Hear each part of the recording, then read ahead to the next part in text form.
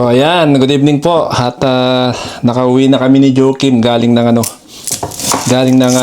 Boots. Nagpa-eye test siya. Nagpa-check up siya ng kanyang mga mata. Okay. Do the same for your right side. Can you see the bottom line? No. New glasses. Yeah. Perfect.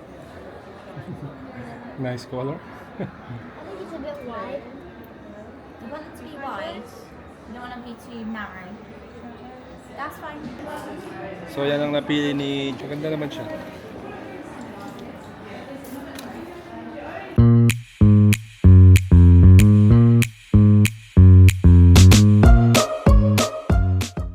So yun nga at kailangan niya ng bagong salamin. So nag-ano siya kanina, namili siya kanina ng bagong salamin na frame. Tapos makukuha natin sila sa sa 14th, parang next week, next Friday. Medyo matagal din. So tapos kumuha na rin ako ng extra eyeglass niya. So ang dinagdag ko is 10 pounds for the extra pair. Yan. Kasi meron ding anti-glare yung pangalawa niya. Mura na dahil 10 pounds dadagdag mo, pwede na. So yung voucher niya worth 65 pounds. Tapos yung kinuha niyang salamin parang 90 pounds siya. Ang mahal ng frame dito. Kaya siguro pag ako umuwi ng Pilipinas sa susunod, ako kasi kailangan ko na rin magsalamin. Actually, nagpa-check na ako dati pero hindi ko sineryoso. Dapat pala nagpagawa na talaga ako nung umuwi kaming huli, nung 2023. Nagpa-eye test ako. Ang pinagawa ko lang is reading glasses lang. Kasi feeling ko hindi ko pa kailangan eh. Pero ngayon parang syempre, kakaedad tayo. Lumalabo yung mata natin habang tumatagal. Dahil sa ngayon, ang mga pinagagawa natin dito, puro cellphone, yan, no, TV. So, yung overuse ng mata natin nakakasama. Yan. So ngayon magluluto pala ako ng pares, beef pares. Meron na akong baka. Yung pinalambot ko dito sa pressure cooker, yung pang stew. Si Joe ayaw niyang naggaganito ako yung nagpa-pressure cooker ako. Mas gusto niya yung slow cook. Kaya lang busy. So wala na akong time para slow cook ko pa yung baka. So ginawa ko na lang, mabilisan na lang. Yung dalawang bata nag-aaral. Si Joakim nag-aaral, si Kuya nag-aaral. Ako naman magpe-prepare ng hapunan. Yung mami nila padating ng alas 7. Anong oras na ba? 6:20. So, sakto lang to. So, ayan. Nagpapainit na ako ng kawali. Tapos, ito yung baka na pinakuluan natin. Pinalambot natin. Hopefully, hindi siya sobrang lambot. Tapos, gigisa lang tayo ng bawang at sibuyas. Yan.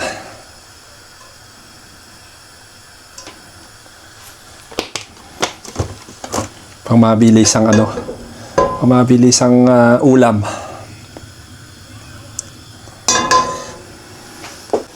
Okay, start na tayo magluto. Ayan. Mainit na yung kawali natin. Ito na, bawang sibuyas na. Sibuyas muna.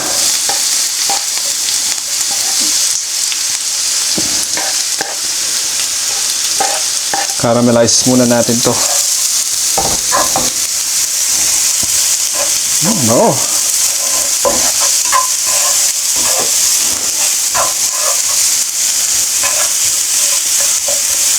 Lately, nanonood ako ng basketball ulit NBA. Kasi si Luka nasa Lakers na. Yan. Malakas si Davis. Kaya lang kung titignan mo mabuti, mas panalo yung Lakers sa trade sa Dallas Mavericks kasi si Davis laging na ano siya, injury prone siya eh. First game pa nga lang nung sa yung Mavericks, kalaban nila yung Rockets. Ang ganda pa naman ng laro niya. Halimaw. Kaso yun, injured na naman. Meanwhile, yung Lakers naman, nagpapapanalo. Number 2 seed na sila sa West. Kaya nakakatuwa. Kasi simula nung bata pa ako, nung nanonood pa yung mga tito ko noon sa San Nicolas Ice Plant. Ano sila? Celtics sila eh. Mga Larry Bird sila. Ako naman hindi. Habang pinapanood ko yun, ang talagang gusto ko Lakers. Nung panahon pa nila Magic, James Worthy, si Karim, yan. Siyempre, Kobe. Si Shaq. Nung umalis na si Shaq, sa Lakers pa rin ako. Kahit si Lebron, hindi ko masyadong kursunada, pero nung nag-Lakers yan, tuwan-tuwa ako syempre. Yan. Sunod na natin yung bawang. Yun. So yung vlog natin, ano lang, luto-luto lang. Sabay kwento-kwento. Bukas na naman, ano natin, day off natin bukas. Tsaka Biyernes. Yan, hopefully maganda yung panahon na naman at makapag-gala-gala tayo kahit papano. Pero syempre, gusto ko rin maging productive yung day ko bukas kahit na off ako. Gusto ko maglista ng mga paninda natin sa sa Vinted. Yan, nakakatawa kasing magbenta ng mga items sa Vinted. Ang bilis ng transaction. Anuhin muna natin yung bawang. Ayoko munang, medyo tostahin muna natin yung bawang bago natin nilagay yung yung baka, yung beef. Yan. Pwede na to. Yun. Buksan natin yung bintana dahil mangangamoy. Saka tong exhaust, buksan natin konti. Tingnan ko yung baka kung malambot.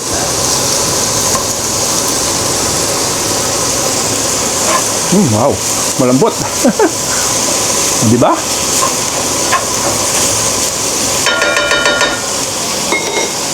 Pero tuwin muna natin yung baka. Lagyan natin ng toyo. Ito muna pampalasa, Nor.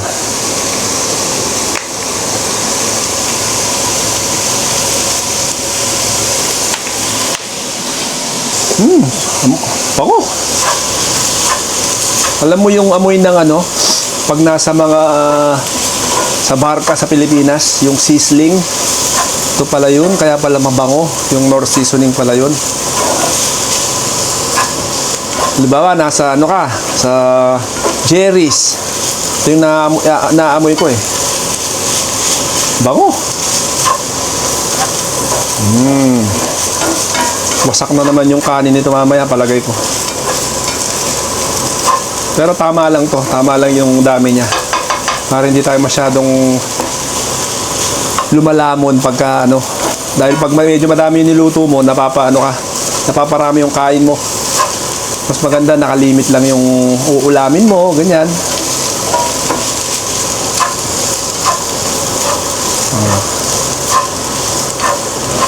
Si Joki, mahina lang kumain. Konti lang kakainin. Si Kuya, medyo malakas. Si Mami, mahina rin kumain. Minsan-minsan, pagka gutom, pagka pagod, syempre, malakas din siya kumain. Ako, firming malakas akong kumain. Pero ngayon, magpipigil tayo. Ng toyo. Dami yata ng toyo ah.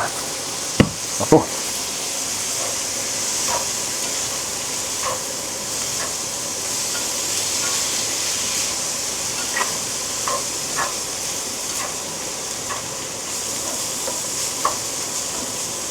Yan, habang nagluluto, makikipagkwentuhan muna ako sa inyo.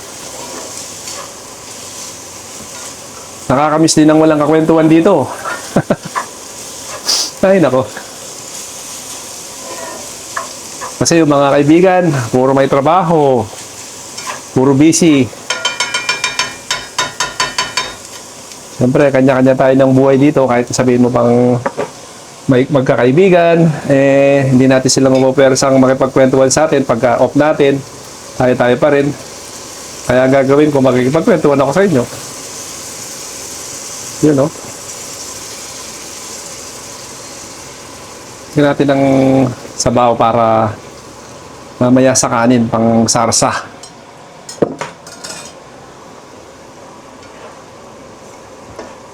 Ayan nga pala, yung mga gusto ko lang mag-shoutout sa mga friends ng mami ko na nag-subscribe sa atin. Yan, salamat po sa pagsa-subscribe nyo. Sana manood po kayo sa vlog natin. Sana umabot ng ang tagal umabot ng 1,000 ng mga subscriber natin. Suporta naman dyan, mga sa mga kabats ko dyan, batch 95 sa Don Bosco. Subscribe naman kayo dyan kung di pa kayo nakasubscribe sa channel natin. Yan.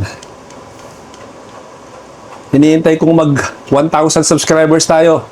Para siguro pag umabot ng 1,000, medyo sisipagin tayo mag-vlog, mag-upload, mag-edit. Ang pinakamahirap kasing ginagawa, yung nag-edit eh. Minsan may video na, may footage na ako. Kaya lang walang time para walang time para mag-edit. Tumatagal, nadidelay yung mga natin, yung mga video natin. Pasensya na po. Kailangan natin ng star anise.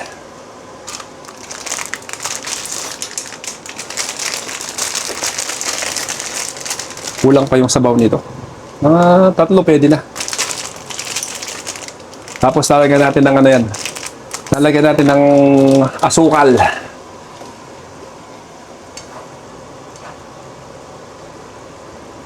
Meron ba akong brown sugar? Parang wala akong brown sugar.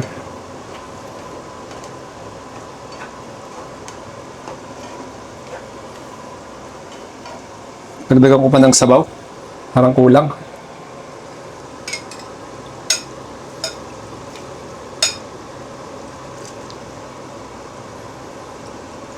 Yan.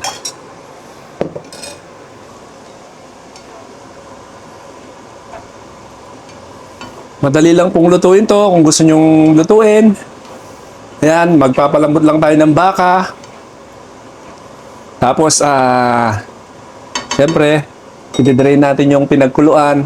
Hindi natin isasama pag lulutuin natin. Tapos, igigisa lang natin siya sa bawang at sibuyas. Maglalagay tayo ng star anise. Pag nagisa na, pag nasingkotsa na yung karne, maglalagay tayo ng broth ng baka para malasa siya. Tapos mag-a-add lang tayo ng sugar niyan. Tingnan ko lang kung may brown sugar ako. Parang wala. Meron. Ito. Meron pala tayo. Demerara. Yan. Huwag muna masyadong marami.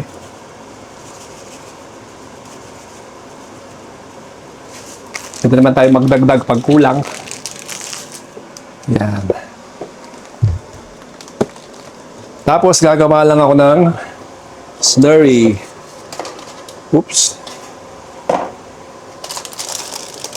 Madali na lang lutuin to kasi luto na yung baka eh.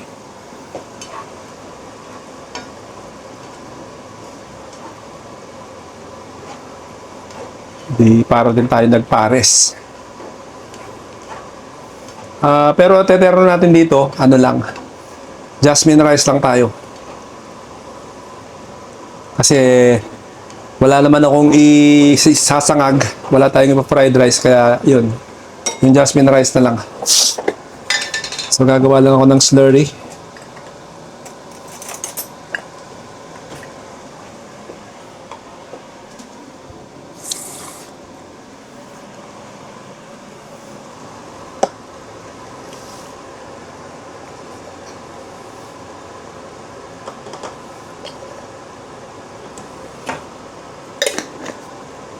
Hopefully, magustuhan ulit ng mga bata. Kung si Joki hindi ko pa kakainin dito, lalagyan ko pa to ng mga chili flakes.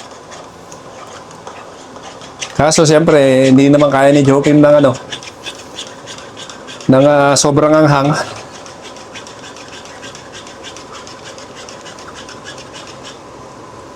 Yan.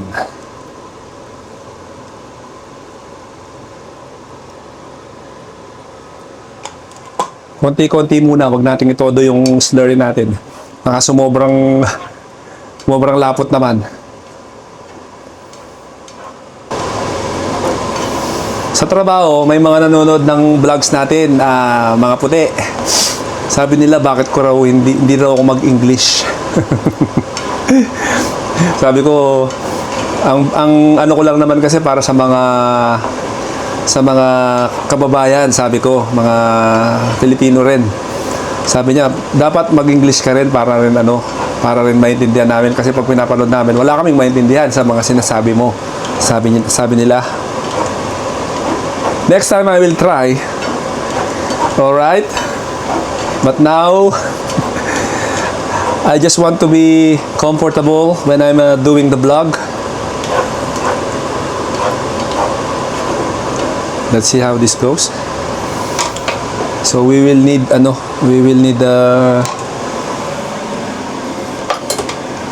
spring onion. Pang ano lang naman yung spring onion natin, pampaganda lang.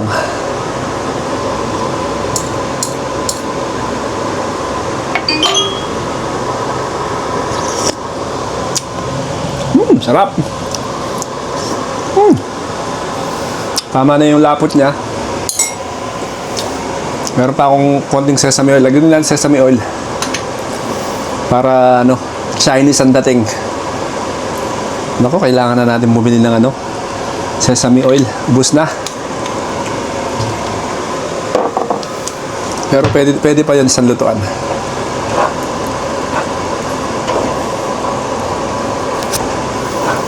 Yan. Wasak ang kanin nito, malamang.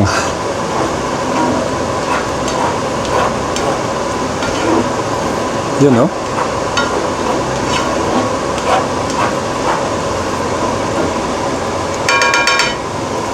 Tikman ulit natin. Ngayon tikman natin with the meat. Nakasabaw.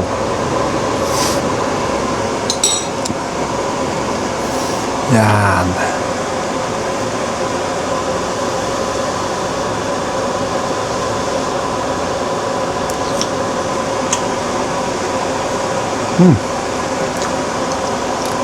Sarap. Sakto. Panalo.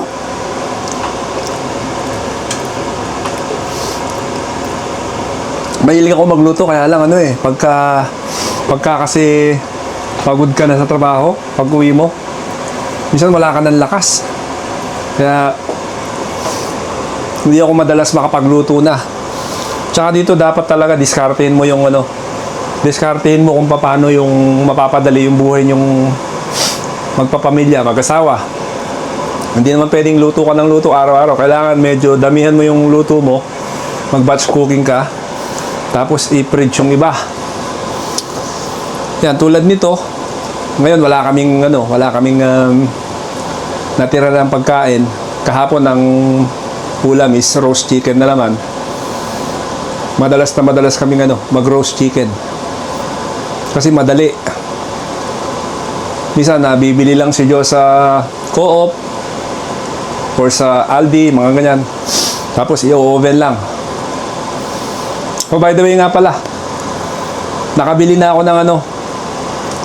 kami ng air fryer namin. Yan. I-unbox natin yon. So yung binili ko yung Slimline. Naka-sale. Tapos may blue light discount. Pa siya? PayPal. So 12 months to pay. So good deal talaga yung nakuha ko. So, hindi ako mabibigla na magbayad ng 200. Parang 209 yung naging presyo na lang niya. From 260 plus. Ngayon, ang problema na naman yan, paano natin ipupreso dito sa kusina natin. Medyo malaki rin eh. Okay na sana yung ano yung oven din eh. Kaya lang pagka talaga nagmamadali ka, mas mabilis talaga sa sa air fryer. Anyway, luto na to. Pakakainin ko rin yung mga bata at darating na rin si Jo niyan. Alright. Nandito na pala si Jo. Oh. Mag-hello ka muna sa mga ano natin. Oh. Hello. Mukhang pagod ka. What are you cooking? Pares. Alright. Kaya na lang ulit. Pakakainin ko na yung mga ano natin. Mga parokyano natin. Choo! So, yan. This is what we're gonna have tonight. Yan, rice topping lang. Pares. Kay mami, ayan oh. Oh, sarap naman tignan yan. Ako yan, dahil di ako nagsaing. Sabi ni mami, huwag daw akong hingi sa kanya. Si Jokim, ayan. Remove your hat, dear. Nagdadang si si daddy sa... Yan, si Jokim, oh. How is it? I like it. tender and juicy. Nice. Is it tender? Yeah? Wait. Siyempre, malambot yan. Good? Kuya, Yes, really nice. malamang mabibitin ako dito, boys. Ay, Hindi ka kasi nagsaing, dear. ayan, oh. Anyway. Okay lang yan. At para Diet. tayo. Tsaka, ano, kakain na kami. At dito ko na i-end yung ating vlog. Salamat po ulit sa panonood. At God bless us all.